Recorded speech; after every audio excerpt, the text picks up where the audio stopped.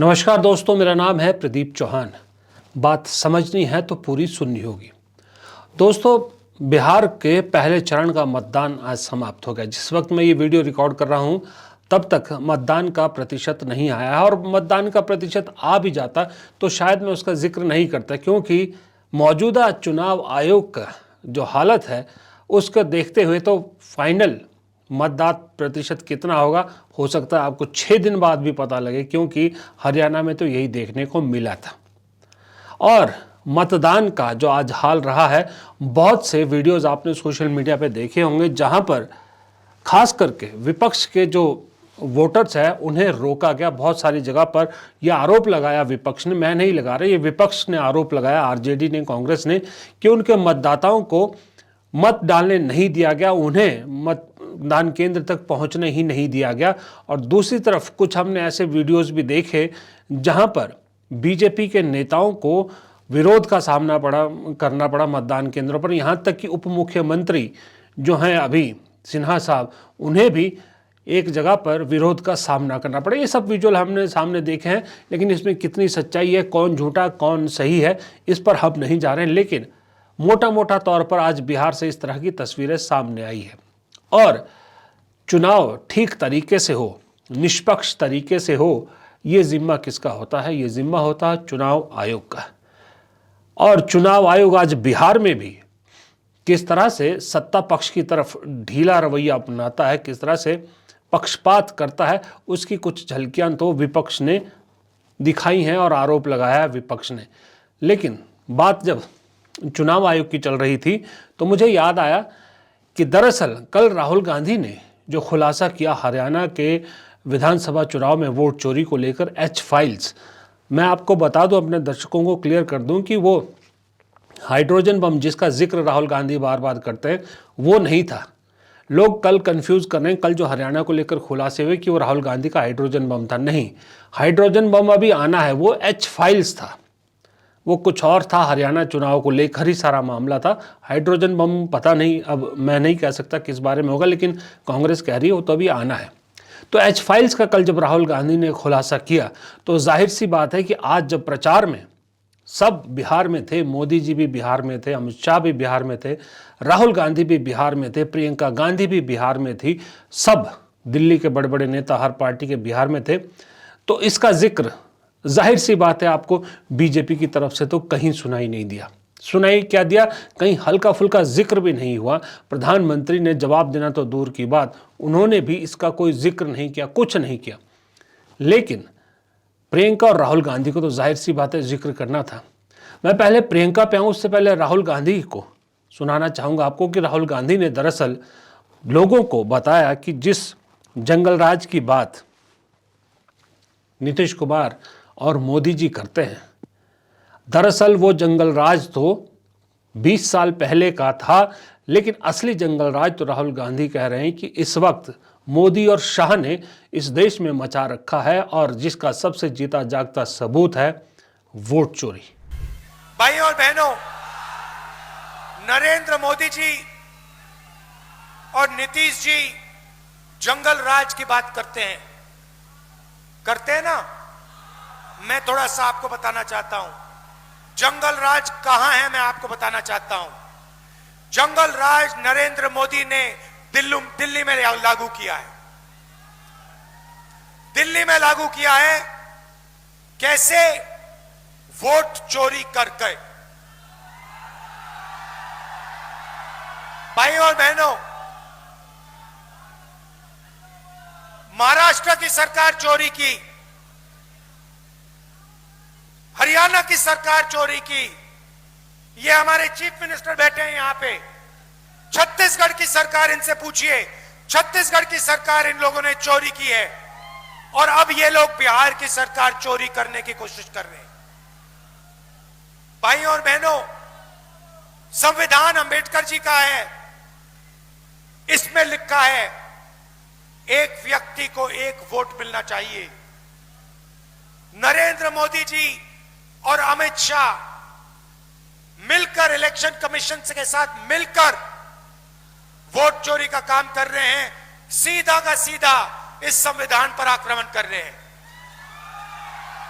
पहले इन्होंने कहा था 400 पार, हमने लोकसभा के चुनाव में इनको दिखा दिया 400 पार नहीं हुआ। उल्टा इन्होंने अगर चोरी नहीं की होती तो मैं गारंटी कह के कह रहा हूं इंडिया गठबंधन की सरकार आज हिंदुस्तान में होती। भाइयों और बहनों, ये बिहार में चोरी करने की कोशिश करेंगे, 100% चोरी करने की कोशिश करेंगे। इनको कौन रोकेगा?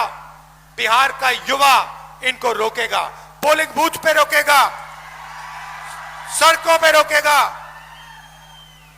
गांव गांव में रोकेगा, क्योंकि अंबेडकर जी का संविधान है और संविधान की रक्षा करनी है। भाइयों और बहनों, आपको सावधान रहना पड़ेगा।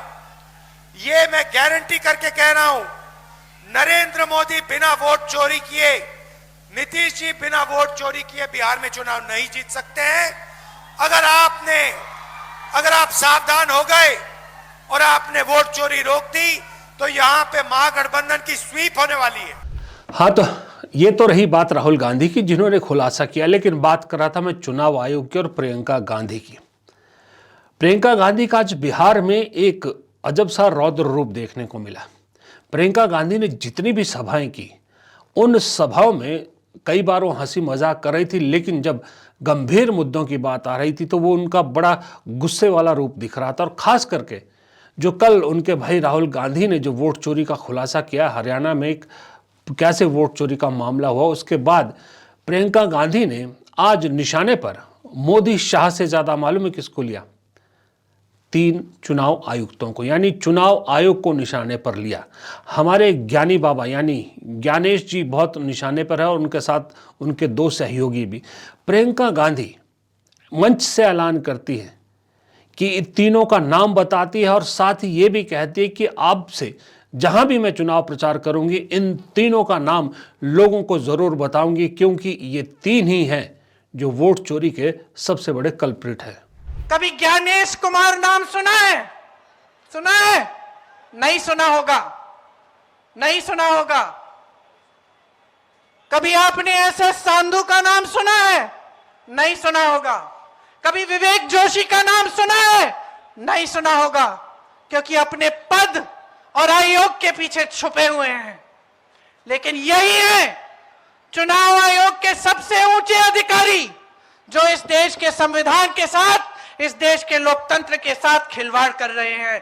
याद कर लो इनके नाम, याद कर लो, क्योंकि आप देश की जनता हो। आपके खून और पसीने से ये धरती सींची गई है और इस धरती के साथ, हमारी मातृभूमि के साथ, हमारे संविधान के साथ आज खिलवाड़ हो रहा है। आपके अधिकारों के साथ खिलवाड़ हो रहा है, आपके अधिकारों को छीना जा रहा है और यही 3 लोग छीन रहे हैं। इनके नाम मत भूलो, इनको पद के पीछे छुपने मत दो, इनको आयोग के पीछे छुपने मत दो। ये देश बहुत उदार है, सुन लीजिए तीनों, सुन लीजिए, ये देश बहुत उदार है, ये देश बहुत कुछ देता है, ये देश बहुत आगे बढ़ाता है। ये मां है हमारी, मां उदार होती है, लेकिन मां के अंदर दुर्गा की शक्ति भी होती है। और इस देश के साथ जो विश्वासघात करेगा उसे ये देश भूलेगा नहीं। आप सोचते हो आप रिटायर कर लोगे, चैन का जीवन जियोगे इस तरह का घोटाला करके? तो याद रखो, याद रखो, ये देश आपको नहीं भूलेगा।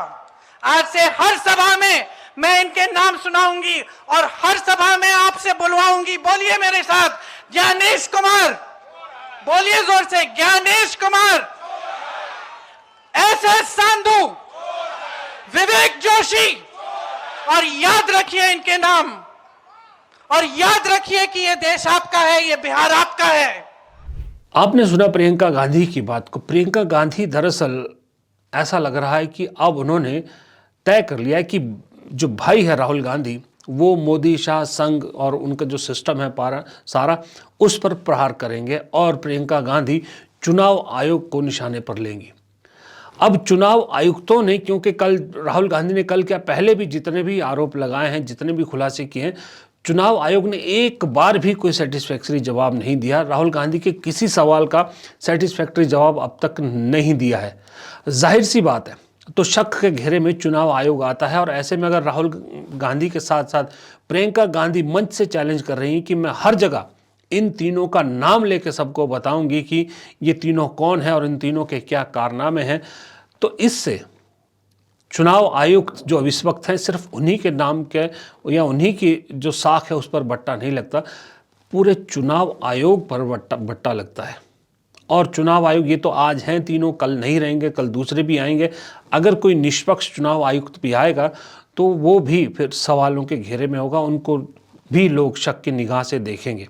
क्योंकि आज भी बिहार में जो तस्वीरें सामने आई, जिस तरह के इंटरव्यूज़ वगैरह लोगों के सामने आए, बयान सामने आए कि बहुत से लोगों को कहा गया कि भाई डिजिटल पर्ची आपकी चलेगी जब अब नए वोट बने एसआईआर के बाद, और जब वो वहाँ मतदान केंद्र में अपना मत डालने गए तो उनकी डिजिटल पर्ची को खारिज किया गया, मैनुअल पर्ची चाहिए थी जो कि बीएलओज़ ने नहीं दी। और ऐसे बहुत से केस आए, बहुत से जगह पर ये भी मामले सामने को देखने को मिले। आप सोशल मीडिया पे देखिएगा, बहुत छोटे छोटे वीडियोज़ हैं, बहुत सारे वीडियोज़ हैं जहां लोगों की शिकायत ये है कि बीएलओ ने कहा कि आप डॉक्यूमेंट दे दीजिए, आपका नाम वो जो है वो सूची में आ जाएगा, और जब आज मतदान का वक्त आया तो पाया कि उस सूची में उनका नाम ही नहीं था। बहुत से बीएलओज़ निशाने पर भी आए, लोगों का गुस्सा भी बीएलओज़ को झेलना पड़ा। लेकिन उससे भी ज़्यादा जो हैरानी वाली बात ये दिखी कि जितना भी रोष मतदान केंद्रों पर झेलना पड़ा वो ज़्यादातर बीजेपी के नेताओं को ही क्यों झेलना पड़ा। जेडीयू के नेताओं की भी कहीं ऐसी कोई बड़ी खबर नहीं कि उन्हें रोष झेलना पड़ा हो, लेकिन बीजेपी के तो उप मुख्यमंत्री तक को रोष झेलना पड़ा।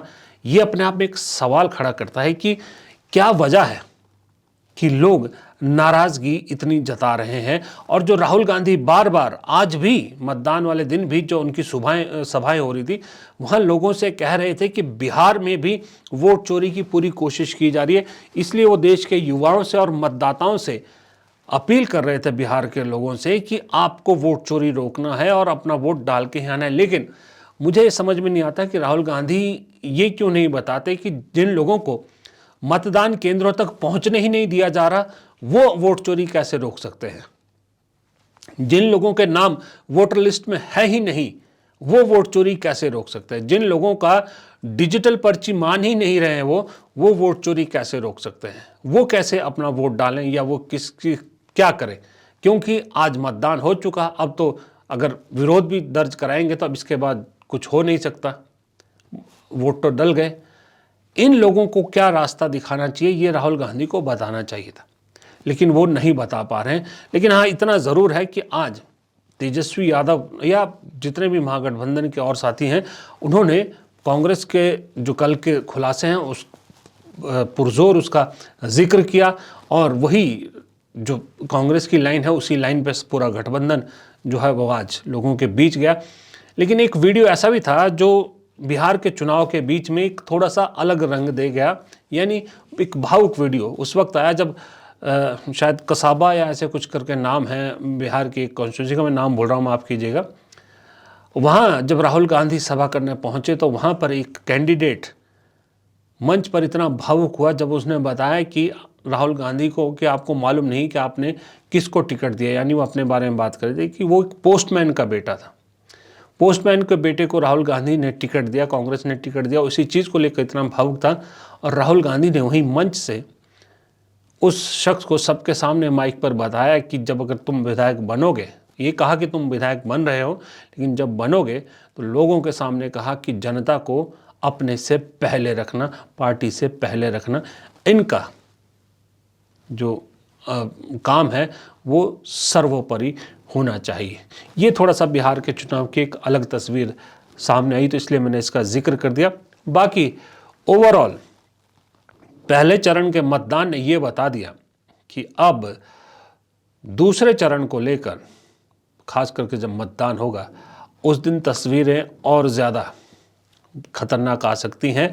और सबसे बड़ी बात, महागठबंधन के कान तो खड़े हो जाने चाहिए कि अगर पहले चरण में जो भी चीज़ दिखी है, जिस तरह का रवैया चुनाव आयोग का, जिस तरह का प्रशासन का रवैया दिखा है, दूसरे चरण में तो ये बढ़ेगा, कम होने वाला नहीं है, ये बढ़ेगा। अब इससे कैसे निपटेंगे, और राहुल गांधी, जो मैंने सवाल उठाई कि राहुल गांधी कैसे लोगों को बताएंगे कि अगर उनके साथ ये दिक्कत आ रही है उसका क्या इलाज करेंगे, कैसे तेजस्वी अपने वोट को मतदान केंद्र तक पहुंचाएंगे, क्योंकि बात तेजस्वी के इसलिए ज़रूरी है कि महागठबंधन को लीड वही कर रहे हैं और जाहिर सी बात है बड़ा चेहरा वही है। कांग्रेस तो अपनी जो जितनी सीटों पर लड़ रही है उन्हीं से बात कर सकती है, असल स्टेक पे तो तेजस्वी यादव का सब कुछ दांव पे लगा हुआ है। अब वो कैसे इन सब समस्याओं से निपटेंगे, कैसे लोगों को मोटिवेट करेंगे, कैसे, क्योंकि मोटिवेट मैंने इसलिए कहा कि जब ऐसी घटनाएं होती हैं कि लोगों को घर से बाहर निकलने नहीं दिया जा रहा है, घर से बाहर निकल रहे हैं तो मतदान केंद्र तक जाने नहीं दिया जा रहा, डिजिटल पर्ची नहीं मानी जा रही, तो ये सारे मैसेज तो जो जिनका दूसरे चरण में मतदान होना है उन तक भी पहुंच गया होगा।